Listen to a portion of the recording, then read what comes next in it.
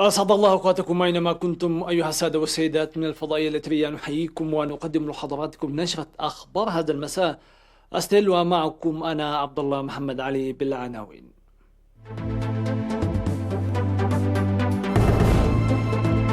فخامة الرئيس إسياس أفورقي يعود إلى البلاد.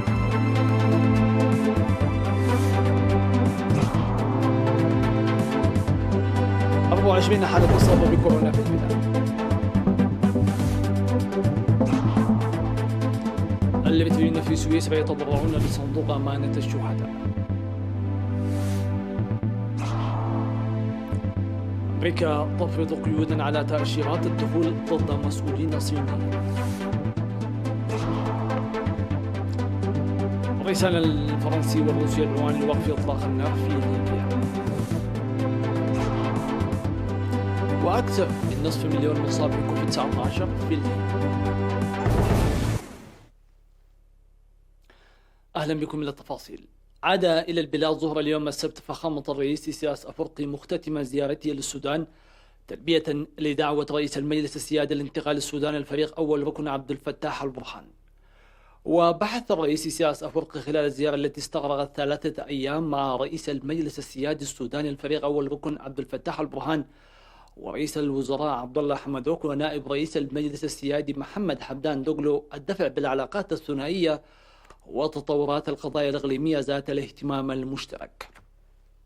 وقيم رئيس إسياس أفورقي ورئيس المجلس السيادي السوداني الفريق أول ركن عبد الفتاح البرهان في اللقاء الذي ركز على الأوضاع السياسية الجديدة في السودان والتطورات الإقليمية، اتفاقات التعاون التي تم التوصل إليها من قبل، واتفقا للدفع بالجهود المشتركة لتنفيذ فاعل للبرامج الطموحة الموضوعة بين البلدين لتعزيز الشراكة والتنسيق الإقليمي. كما بحث فخامة الرئيس إسياس أفورقي مع الدكتور عبد الله حمدوك بأن التعاون بين الدول القرن الأفريقي ضرورة وليس خيار، مشددين على أن يكون ذلك الإطار لحل الخلافات والنزاعات بين دول المنطقة. كما التقى الرئيس إسياس أفورقي مع نائب رئيس المجلس السيادي السوداني الفريق أول محمد حمدان دوغلو، ونظم الفريق محمد حمدان دوغلو مغدوبة عشاء وأمسية فنية على شرف الرئيس إسياس أفورقي والوفد المرافق له. وزار الرئيس إسياس أفورقي والوفد المرافق له مشاريع التنمية الزراعية والتصنيع الزراعي على بعد 127 كيلومتر من الخرطوم. رافق الرئيس إسياس أفورقي في زيارة وزير الشؤون الخارجية السيد عثمان صالح ومستشار الرئيس السيد يمان القبراب.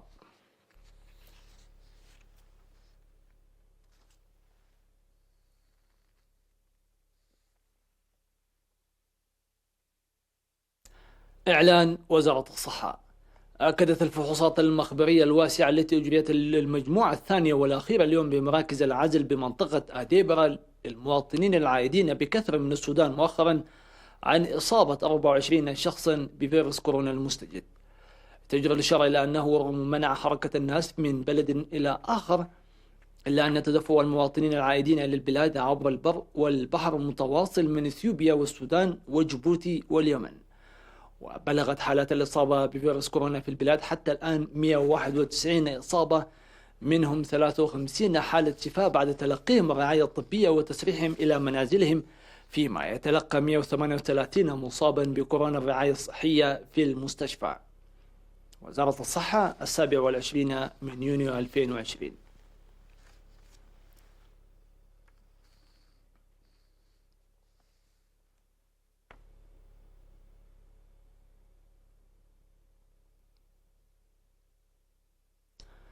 يستمر سكان إقليم القاشبة كمساعدة المحتاجين وإعفاء مدفوعات إيجارات البيوت للملازمين منازلهم جراء جائحة كورونا. ووزع فرع الاتحاد الوطني للمرأة في مديرية بارونت المساعدات التي حصل عليها من التجار للمرأة المحتاجة. وقدم سكان قراشة في مديرية هاكوتا 20 كنتال ذرة، وليباناي 14 كنتال ذرة، وهدمدمة 18 كنتال ذرة، و20 كيت 12 رأس من الأغنام. وأعضاء شركة السجن للإنشاءات العاملين في بناء مستشفى هايكوتا 5000 نقفة. في غضون ذلك أعفى السيد عبد الله سفاو إيجار 3 أشهر لمتجر في ألبو والسيد براخس في السها إيجار شهر في هاكوتا والسيد قبري هوت هايلي 4 أشهر وقشة ولدت جراتيون من شابوكو حتى زوال كورونا ل7 مستاجرين، والسيد كالو ولد سامييل لشهرين، والسيد ولد جبريل ولداي، والسيد تخلى مريم رسوم ل3 أشهر. وأعفى السيد بينهون برختاب وزوجته لملم يوسف ل4 أشهر متجر ومنزل في تسني، والسيدة إلسا تسفايل ل3 أشهر، والسيد كحسي قبر سلاسي وزوجته ل5 أشهر، وورثت يفتر كداني لشهرين، والسيد تخلى يدهنون من أسمر إيجار شهرين في تسني.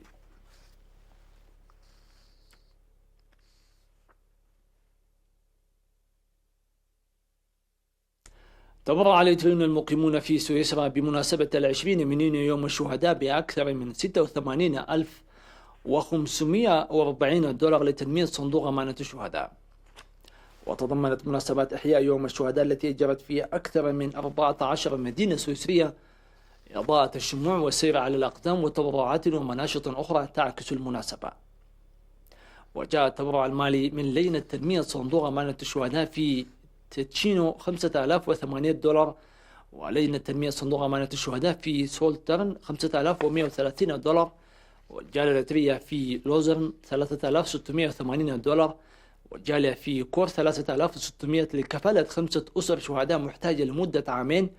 وفرع الاتحاد الوطني للمرأة في فاليسيون 322 دولار لتنمية صندوق أمانة الشهداء، ولجنة تنمية صندوق أمانة الشهداء في فالي 500 دولار، والجالية اللاترية في جنيف 7950 دولار لكفالة 11 أسرة شهيد، ولجنة تنمية صندوق أمانة الشهداء في بيرن 3390 دولار، و10 أعضاء في الجالية اللاترية في بيرن ب 4320 لكفالة 5 شهداء.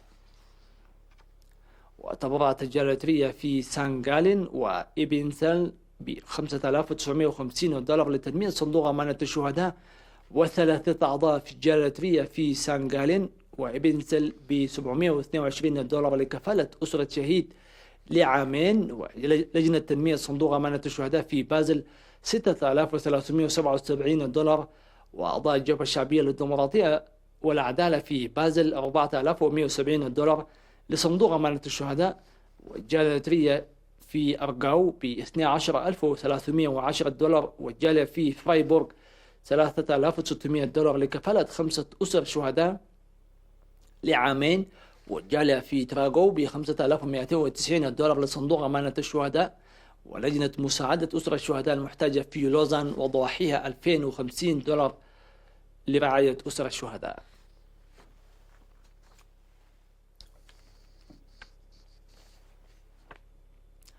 تقوم جمعية الصوم فرع إقليم عسبة بأنشطة توعوية لتعريف الصوم بوباء فيروس كورونا وسبل مكافحته.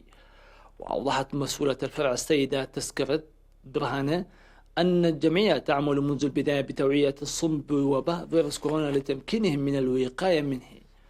وذكرت عن تنظيم المحاضرات من الخبراء والمعلمين حول أوضاع الوباء في البلاد والعاملين والعالم وتنفيذ التعليمات الصادرة للتصدي للوباء. من ناحية أخرى قدمت الجمعية 14,000 نخفة ل20 من الصم المحتاجين.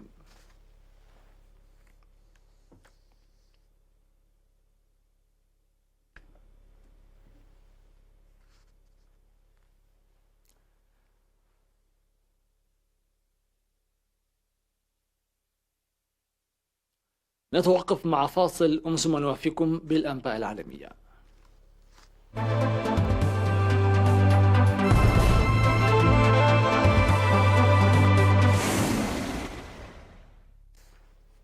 أهلا بكم من جديد.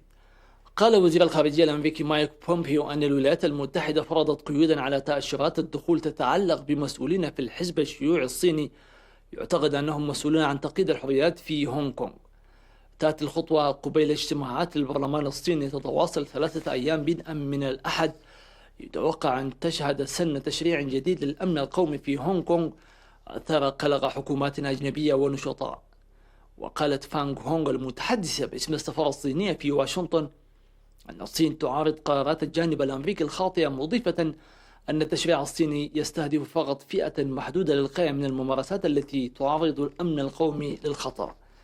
وقالت المتحدثة أن الصين تحث الولايات المتحدة على تصحيح أخطائها وسحب الخطوات والكف عن التدخل في الشؤون الداخلية للصين.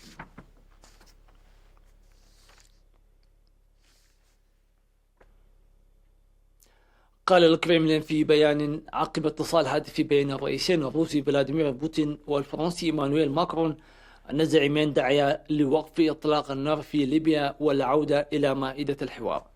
كانت فرنسا وألمانيا وإيطاليا قد دعت القوات الموجودة في ليبيا لوقف القتال، كما دعت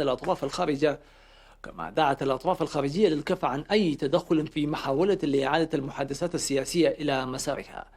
وذكرت الدول الثلاثة في بيان أنه في ضوء المخاطر المتنامية في تدهور الموقف في ليبيا، ودعت فرنسا وألمانيا وإيطاليا جميع الأطراف الليبية إلى وقف القتال على الفور ودون شروط.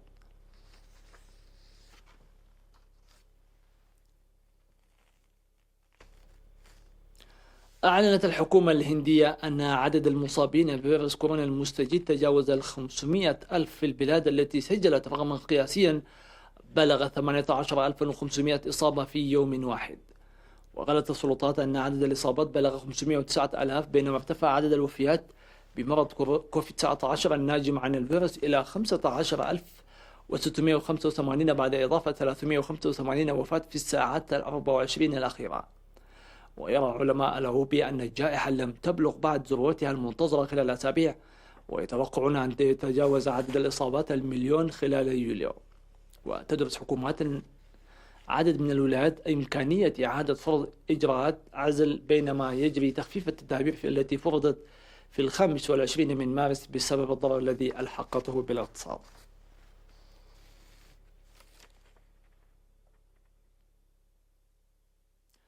قال وزير الطيران الباكستاني غلام سراور خان أن بلاده فصلت 262 طيارا بعد التحقيق بشأن مؤهلات الطيارين، حيث يشتبه بتهربهم من أداء الامتحانات.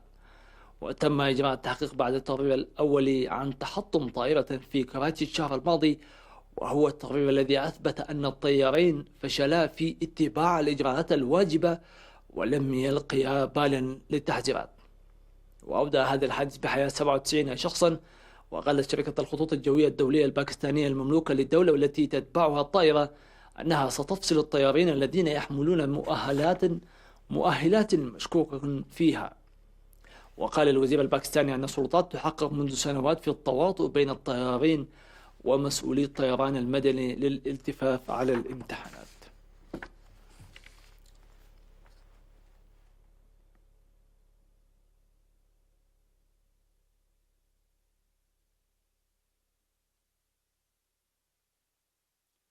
بهذا وصلنا إلى ختام هذه النشرة. شكرا لكم على حسن المتابعة والإصغاء. في أمان الله وحفظه.